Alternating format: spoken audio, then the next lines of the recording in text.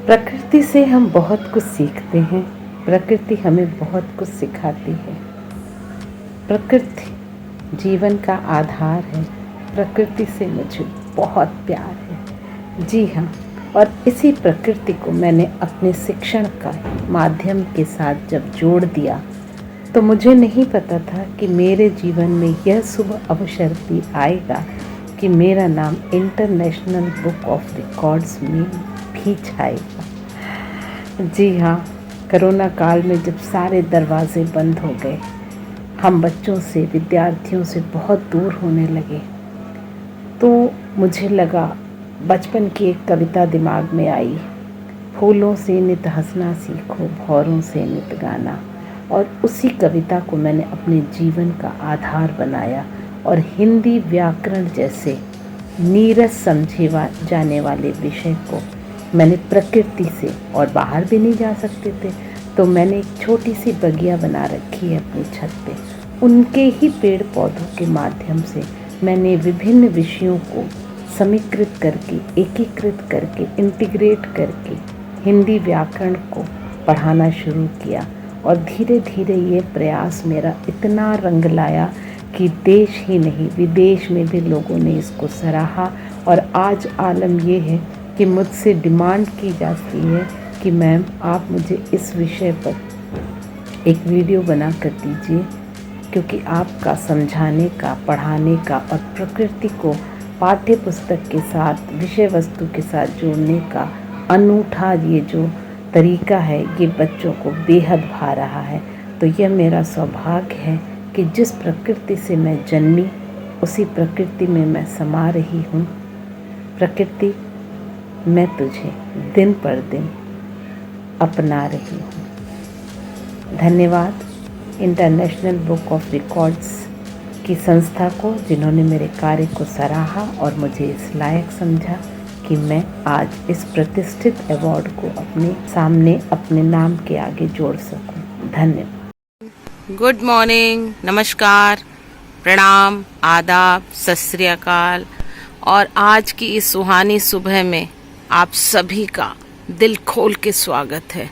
सूर्य देवता अपने पूरे प्रचंड तेज के साथ आसमान में आने की पुरजोर कोशिश कर रहे हैं और मुझे लगता है उनकी कोशिश कामयाब भी होगी और वो अपने पूरे शबाब के साथ, अपने पूरी खूबसूरती के साथ अभी थोड़ी देर में पूरे आकाश में आच्छादित हो जाएंगे। और देखिए, उसके साथ साथ चिड़िया भी उठ गई हैं और सारे जीव जंतु जो सुबह सुबह के उठने के महत्व को समझते हैं, वो सब अपने अपने कामों पर लग गए हैं। तो आप भी उठ जाइए ना। उठ जाग मुसाफिर भोर भई, अब रैन कहाँ जो सोवत है। जो सोवत है वो खोवत है, जो जागत है सो पावत है। तो सुबह की राम राम के साथ आज इस नए वीडियो के साथ मैं आपके सामने कुछ नई बातों को लेकर आई हुई हूँ और जल्दी जल्दी अपनी बातों को कहूँगी।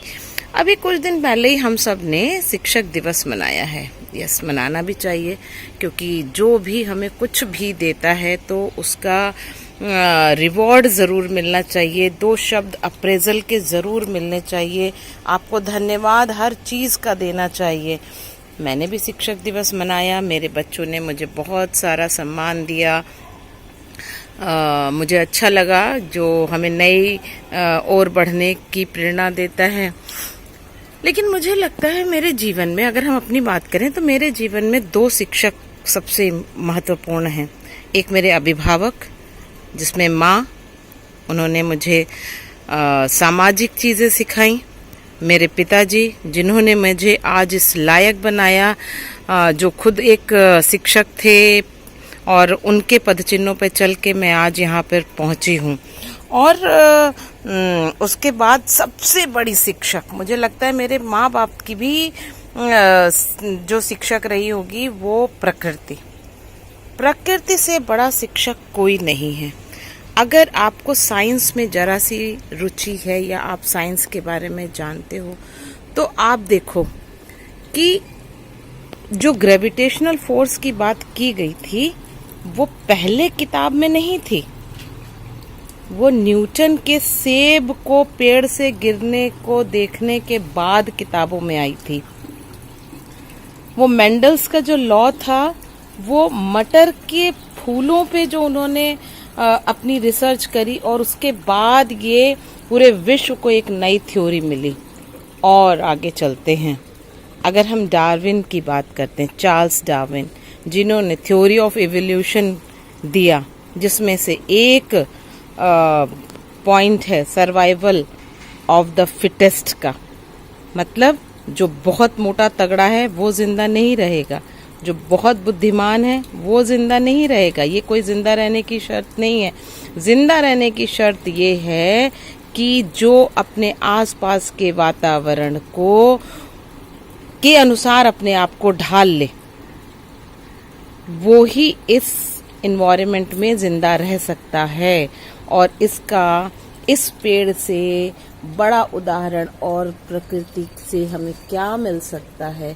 ये जो पौधा है, ये आप देख रहे हैं, ये मकोए का पौधा है। मकोए छोटे बच्चे इस समय नहीं जानते होंगे, लेकिन जो बड़े लोग हैं वो शायद जानते होंगे। आप देखिए, आपको याद आ जाएगा। हम आपको दिखा रहे हैं कि ये इसमें एक फल लगता है, छोटा छोटा गोल गोल।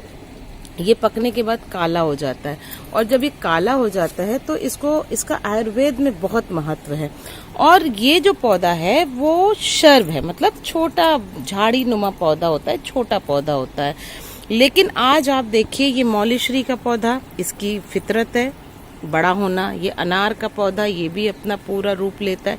लेकिन क्योंकि ये देखो, इतने नीचे गमले में ये पौधा उग रहा था, तो इसको जिंदा रहने के लिए या तो ये मर जाता। इसके पास दो ऑप्शन थे, या तो ये मर जाता, इसको धूप यहाँ इतने अंदर नहीं मिल रही थी, लेकिन इसके अंदर जीवन जीने की लालसा थी, ललक थी और संघर्ष करने की शक्ति थी।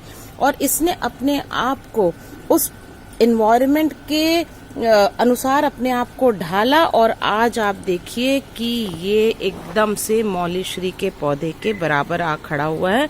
और जिस तरीके से इसके अंदर का उत्साह है, मुझे तो लगता है ये कुछ दिन में ये अनार और मौलीश्री से भी बड़ा हो जाएगा।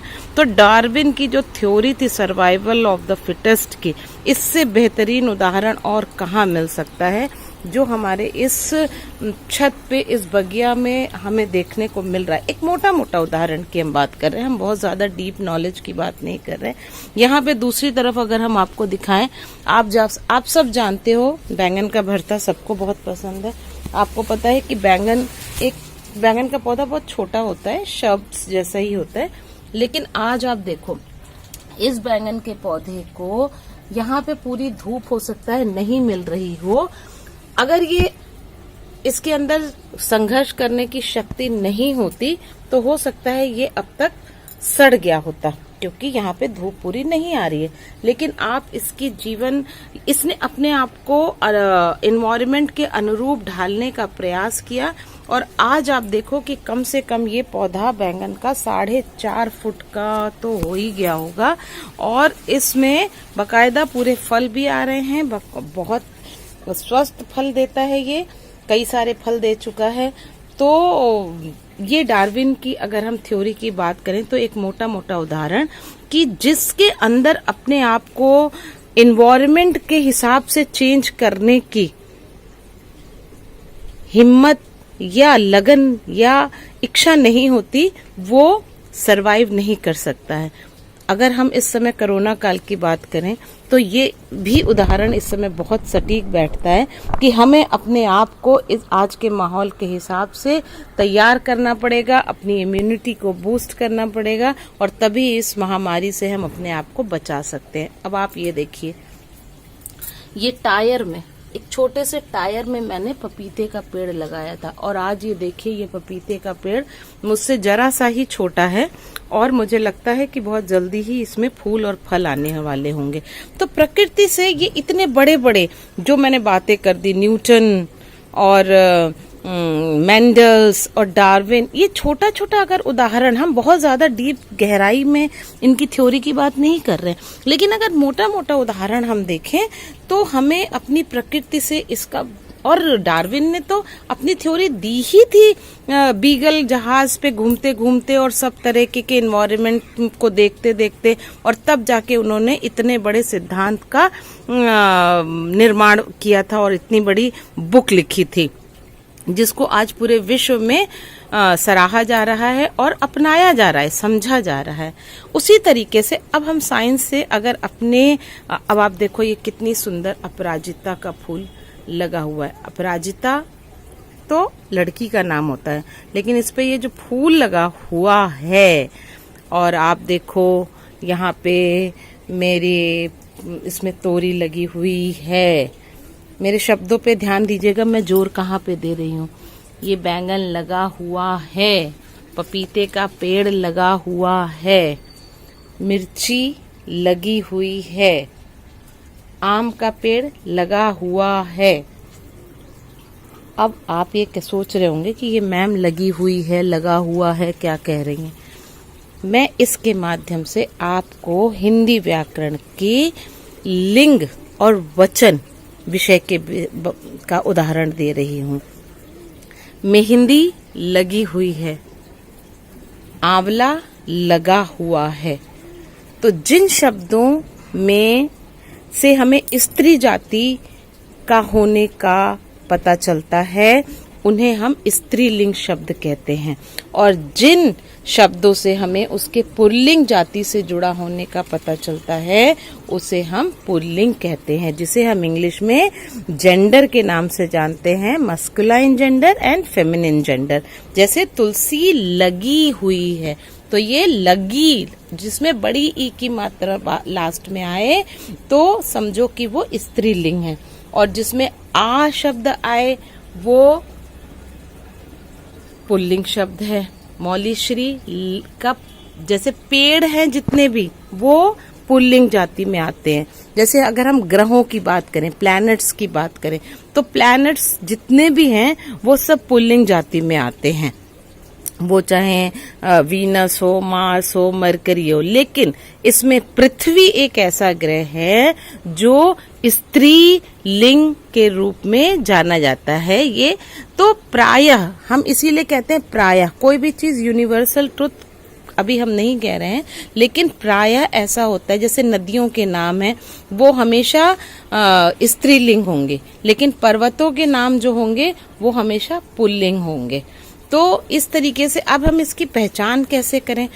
तो आप जब भी वाक्य में प्रयोग करो तो आप ये देखो कि अगर होता है तो वो कोई भी वाक्य आप बनाओ। जैसे गुड़हल का पेड़ लगा है, तो ये क्या हुआ? पुल्लिंग हुआ। लेकिन भिंडी लगी हुई है तो क्या हुई? स्त्रीलिंग हुई। तो ये एक करेला लगा हुआ है। तो कुछ सब्जियों के नाम जो हैं वो हमेशा स्त्रीलिंग होते हैं, और कुछ सब्जियों के जो नाम होते हैं वो हमेशा पुल्लिंग होते हैं। तो इसका भेद आप वाक्य में प्रयोग करके, सबसे आसान तरीका है कि आप उसको वाक्य में प्रयोग करें और उसको देखें। उसको आप जब वाक्य में प्रयोग करेंगे तो आपको पता चल जाएगा कि ये पुल्लिंग शब्द है कि स्त्रीलिंग शब्द है। अब हम आगे चलते हैं वचन के ऊपर। जैसे गुड़हल का पेड़ लगा है, तो एक गुड़हल का पेड़ अगर लगा है, जैसे हम ये कहते हैं नीम का पेड़ लगा है, तो ये एक नीम का पेड़ है। लेकिन गुड़हल के कई सारे पेड़ लगे हुए हैं, तो गुड़हल के पेड़ लगे हुए हैं, तो मतलब एक से ज्यादा है तो एक वचन और बहुवचन। कोई चीज अगर एक है तो वो एक वचन होती है, और एक से ज्यादा होती है तो बहुवचन हो जाती है। यहाँ पे बहु का मतलब ब्राइड से नहीं है, यहाँ पे बहु का मतलब है नंबर से, मतलब एक से ज्यादा। जैसे मौलीश्री के पौधे लगे हुए हैं, ठीक है, तुलसी के पौधे लगे हुए हैं, लेकिन आंवले का पौधा लगा हुआ है। अगर एक है तो लगा हुआ है, अगर एक से ज्यादा है तो लगे हुए हैं। तो ये हो गया हमारी वचन की बात, नंबर्स की बात। वचन मतलब नंबर्स। यहाँ पे वचन वो प्राण जाए पर वचन न जाए वाला वचन नहीं है, यहाँ पे नंबर्स की हम बात कर रहे हैं। ये पत्तियां लगी हुई हैं, कई पत्तियां हैं। अगर हम किसी एक पत्ती की बारे में बात करते हैं कि इस पत्ती पर पानी की बूंदें रुकी हुई हैं, तो पत्ती एक है लेकिन बूंदें बहुत सारी हैं। तो ये होता है वचन बदलना। जब हम एक से ज्यादा चीजें होती, जैसे इसको इंग्लिश में हम कहते हैं सिंगुलर और प्लूरल। सिंगुलर और प्लूरल का मतलब सिंगल है तो एक, और प्लूरल मतलब एक से ज्यादा। तो कुछ शब्द तो ऐसे होते हैं जिनमें हम मात्राओं का बदल के और हम उनको वचन उसका बदल सकते हैं, लेकिन कुछ शब्द ऐसे होते हैं जिनमें हमें कुछ नए शब्द उनके साथ जोड़ने होते हैं। जैसे छात्र, हम लोग अक्सर सामान्य भाषा में छात्रों कह देते हैं, नहीं, छात्रगण। जैसे अध्यापकों हम लोग कह देते हैं नॉर्मल बोलचाल, लेकिन अध्यापकों गलत शब्द है, अध्यापक वृंद होते हैं। मित्र, मित्रगण या मित्र वर्ग, मित्रों को बुलाया है, नहीं, मित्र वर्ग को बुलाया है या मित्र गणों को बुलाया है। मजदूर, मजदूरों आए हैं नहीं होता है, मजदूर वर्ग आया हुआ है। अब मान लो हम कहते हैं आप हमारे घर में आए, मुझे बहुत अच्छा लगा, लेकिन आपके साथ अगर बहुत सारे लोग आए हैं तो आप क्या कहोगे? आपो आए बहुत अच्छा लगा? नहीं, आप लोग आए तो बहुत अच्छा लगा। अब जैसे हम कहते हैं पक्षी, तो पक्षियों, अक्सर हम लोग वर्ड यूज कर देते हैं पक्षियों, लेकिन जैसे ये कबूतर है, पक्षी बैठे हैं, पक्षियों बैठे हैं नहीं, पक्षी वृंद बैठे हैं, पक्षी वृंद बैठे हैं। भक्त हैं तो भक्त गण आए हैं, मंदिर में भक्त गण आते हैं, भक्तों नहीं आते हैं। प्रजा, प्रजा जन आई है, राजा के दरबार में प्रजा जन आए हुए हैं।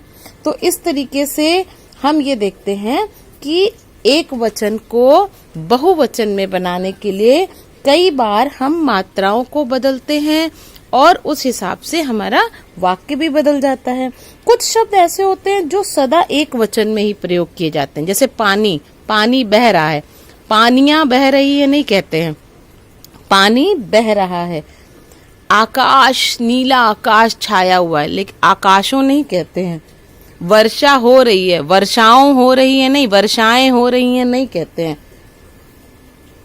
इसी तरीके से जैसे हमें बहुत ज्यादा गुस्सा आता है तो हम क्या कहते हैं? क्रोधें आ रही हैं, हमें क्रोधें आ रही हैं, क्रोध आ रहा है। ये शब्द ऐसे हैं जो सदा एक वचन में ही, ये हमेशा सिंगुलर ही रहते हैं। एक वचन का मतलब हमेशा सिंगुलर ही रहते हैं। अब कुछ शब्द ऐसे हैं जो हमेशा बहुवचन में ही प्रयोग किए जाते हैं, कुछ शब्द ऐसे हैं जो सदा बहुवचन में ही प्रयोग किए जाते हैं।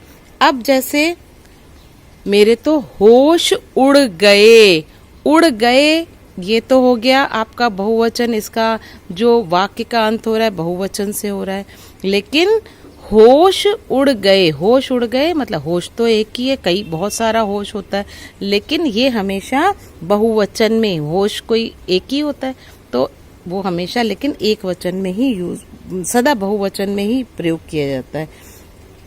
मैंने कॉपी पर हस्ताक्षर की नहीं, किए, मैंने कॉपी पर हस्ताक्षर किए, तो ये सदा बहुवचन में। मेरी आंख से आंसू निकले, भगवान ना करे जब भी मेरी आंख से आंसू निकले वो खुशी के आंसू हो, लेकिन जब भी हम ये कहते हैं मेरे आंख से आंसुओं निकल रहे नहीं, आंसुएं निकल रहे नहीं, मेरे आंख से आंसू निकले, मेरे तो होश ही उड़ गए, मेरे तो प्राण ही निकल गए। देखिए इसका जो वाक्य है वो अंत तो हमेशा बहुवचन के रूप में हो रहा है, लेकिन इसीलिए इन शब्दों का प्रयोग हमेशा ही बहुवचन में किया जाता है। तो आज मैंने आपको बहुत सारी चीजें बताई, और सबसे महत्वपूर्ण चीज आप हमेशा याद रखना कि जो संबंध सूचक संज्ञाएं होती हैं, जैसे नाना, मामा, दादा, काका, चाचा, पापा, ये हमेशा दोनों वचनों में एक समान रहती हैं, लेकिन इनके लिए हम हमेशा बहुवचन का ही इस्तेमाल करते हैं। जैसे दादाजी आ रहे हैं, नानी जी आ रही हैं, दादाजी टहल रहे हैं। अब दादाजी नानी जी तो एक ही हैं, लेकिन हमेशा आदर सूचक शब्दों का प्रयोग करते समय हम इनका बहुवचन में ही प्रयोग करते हैं। कुछ जैसे धातुएं हैं, जैसे सोना है, चांदी है, इनमें हमेशा एक वचन ही प्रयोग किया जाता है। सोना महंगा हो गया, चांदी सस्ती हो गई। सोनाएं महंगा हो गए, सोनाओं में महंगाई आ गई, ऐसा नहीं। सोना और चांदी हमेशा एक वचन में ही होते हैं। जैसे जाति है, सेना है या दल है। सेना आ रही है, सेना में तो बहुत सारे लोग हैं, एक ही तो व्यक्ति होता नहीं है सेना में, लेकिन ये हमेशा एक वचन में ही प्रयोग किए जाते हैं। तो इस तरीके से एक चीज हम और आपको बता दें, जैसे मान लो शब्द एक साथ लिखे थे, भेड़ बकरियां, भेड़ बकरी पहाड़ पर चर रही हैं, ठीक है। लेकिन जब हम इसका एक वचन से बहुवचन करेंगे तो हम क्या कहेंगे, पहला वाला जो शब्द होगा वो नहीं बदलेगा, दूसरा वाले शब्द को बहुवचन करेंगे। जैसे भेड़ बकरियां पहाड़ पर चर रही हैं, ठीक है।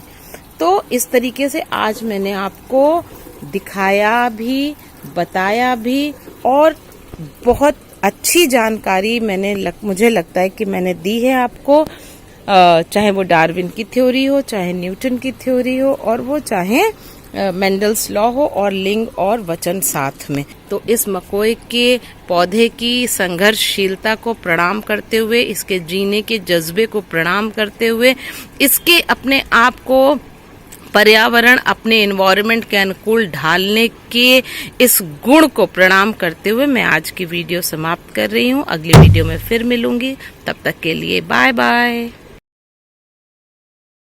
Super Talented Kid, a biggest platform to explore kids' talent.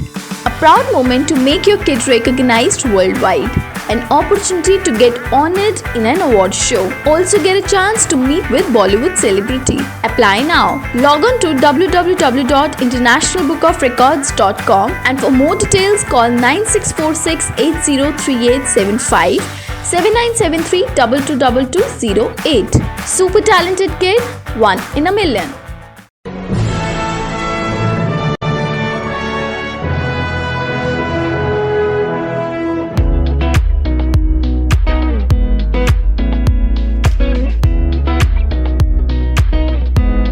I'm Simple Khwatra. I'm Mrs. India 2014. By profession, I'm architect and interior designer. This prestigious sash which I'm wearing today and the crown which I'm wearing today is the second one. I'm very thankful to International Book of Records for acknowledging my efforts, my hard work, my achievements, and bestowing me with this great award of Apt Women Award. And it's a very good platform for all the women who want to show to the world what they are. Be the trailblazers, frame your own rules, keep inspiring and empowering women.